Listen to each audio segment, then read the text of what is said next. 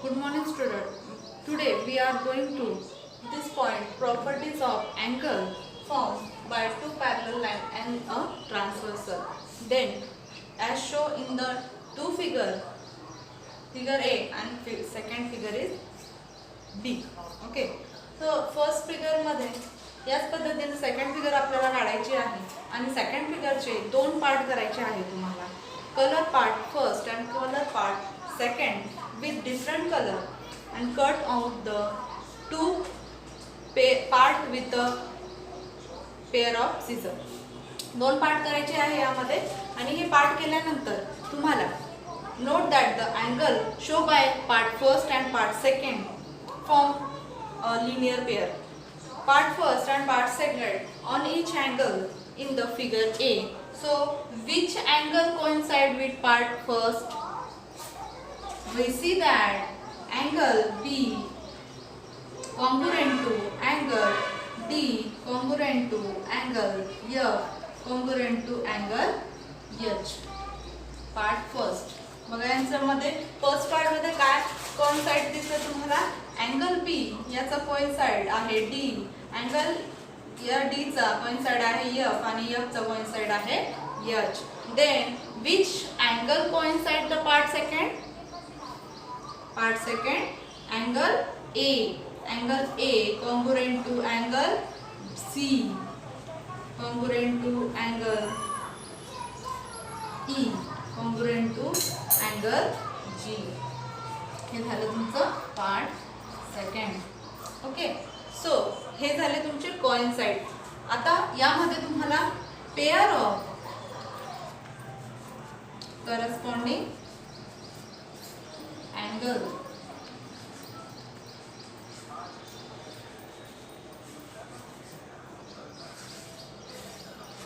which is the corresponding angle. So यामध्ये angle A congruent to angle E. A चा corresponding angle काय आहे E आहे. Then angle B corresponding angle congruent to angle F and angle E congruent to angle E चा corresponding angle कोणता येणार? Angle C. Angle C congruent to angle G and angle D congruent to angle H. बघा A चा corresponding angle येणार E, B चा corresponding angle काय येणार F and C चा करस्पॉन्डिंग अँगल येणार G आणि D चा करस्पॉन्डिंग अँगल येणार H. हे झाले आपले करस्पॉन्डिंग अँगल. आता बघा, आता बघूया आपण इंटेरियर अल्टरनेट अँगल कोणते. कोणतं बघायचं आपल्याला interior alternate angle. Pair of interior alternate angle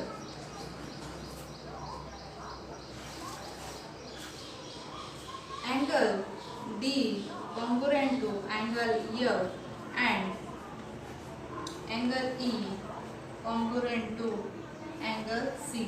बघा इंटेरियर अँगल कोणते येणार D चा इंटेरियर अँगल F आणि E चा interior angle of C. Interior म्हणजे काय आतील बाजू असलेले अँगल. ओके. देन आता घेऊ आपण pair of alternate exterior alternate angle.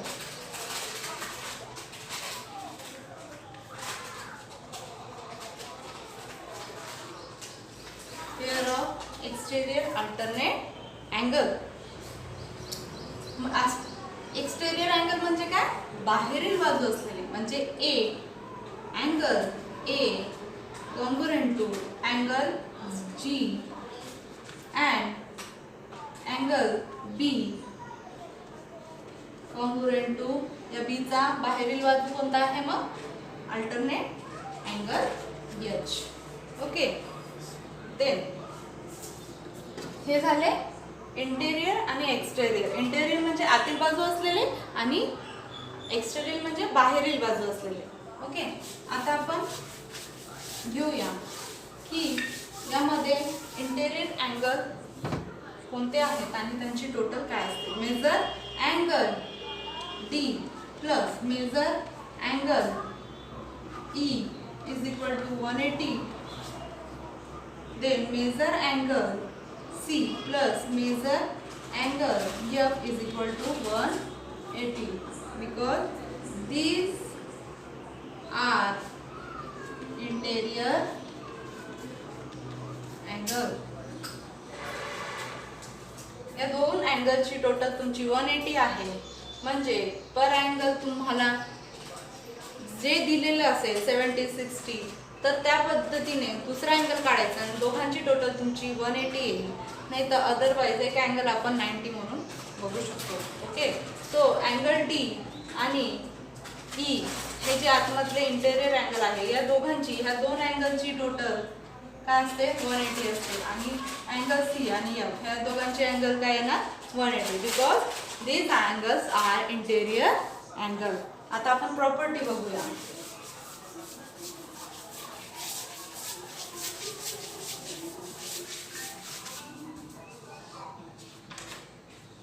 Property of corresponding angle. Property of corresponding angle.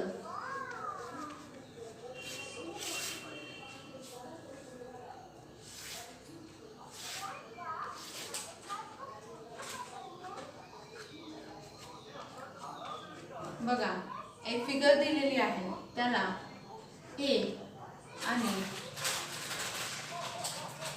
B this is a transversal and P Q and R yes lines and M are angle. So each pair of corresponding angles formed by two parallel lines and their transversal is a congruent angle. So आधी कधीही आपण कोणताही angle आपण जेव्हा question आपण solve करतो तर या पद्धतीचे क्वेश्चन जर असेल तर यामध्ये तुम्हाला काय करायचे कोणते पॅरलल लाईन आहेत. ओके, आणि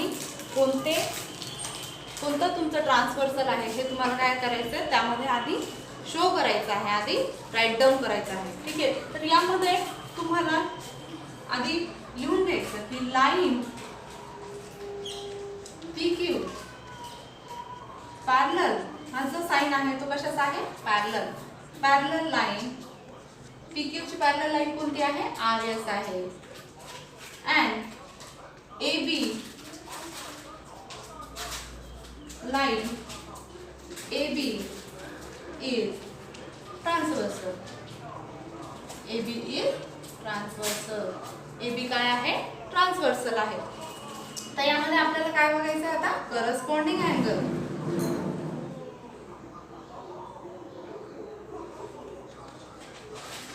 which is the corresponding angle. So corresponding angle कोणते येणार angle AP congruent to angle MNR angle PN congruent to angle RNB angle AMQ congruent to angle MNS angle QMN congruent to angle SNB. बघा corresponding angle कोणते आले AMP याचा corresponding angle येणार MNR हे सारखे आले बघा. ठीक आहे, नंतर MP हे बघा PMN चा करस्पॉन्डिंग अँगल RNB. नंतर AMQ चा करस्पॉन्डिंग अँगल येणार MNS आणि QMN चा करस्पॉन्डिंग अँगल काय येणार NSB. ठीक आहे, आता हे झाले करस्पॉन्डिंग कॉरेस्पॉन्डिंग अँगल. नेक्स्ट बघूया आपण प्रॉपर्टीज ऑफ. तर यामध्ये तुमचं जो लाईन आहे आणि ट्रान्सव्हर्सल असेल. सो आता प्रॉपर्टी ऑफ कशाची प्रॉपर्टी घ्यायची आपल्याला. Property of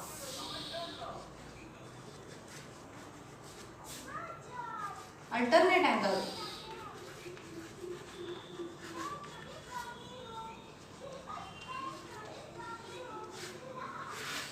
alternate angle. So angle alternate angle मध्ये angle P M N congruent to angle A angle M N S angle A M P congruent to angle S N B angle Q M N congruent to angle M N R and angle A M Q congruent to angle R N B. alternate angle बघा P M N P M N यांचा alternate angle काय येणार M N S. A M P चा A M P याचा alternate angle काय येणार S S N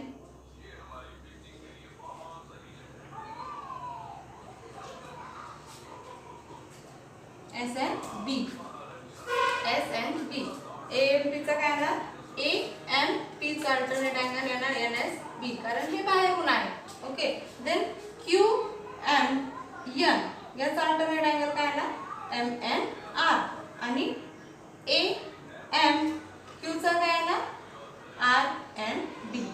okay. हे झाले alternate angle.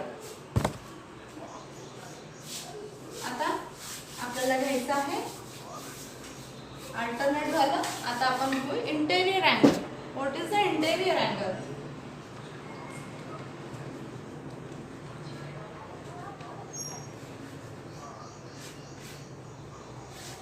Interior angle measure angle P M N plus measure angle M N R is equal to 180 and measure angle Q M N plus measure angle M N S is equal to 180.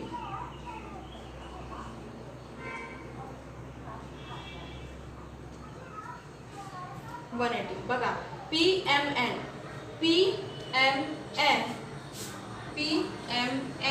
आणि M N R हे जे आहेत हे दोन angle तुमचे याची total काय येणार 180 कारण हे दोन्ही इंटेरियर अँगल आहेत आतील बाजूचे. नंतर दुसरा इंटेरियर अँगल कोणता आहे क्यू एम एन आणि एम एन एस म्हणजे हा एक अँगल आणि हा एम एन अँगल. ठीक आहे. याची टोटल काय ना 180. आता यानंतर आपण घेऊया प्रॅक्टिस सेट 2.2. यासाठी दुसरा व्हिडिओ तुम्हाला मी देणार आहे. ओके. थँक्यू.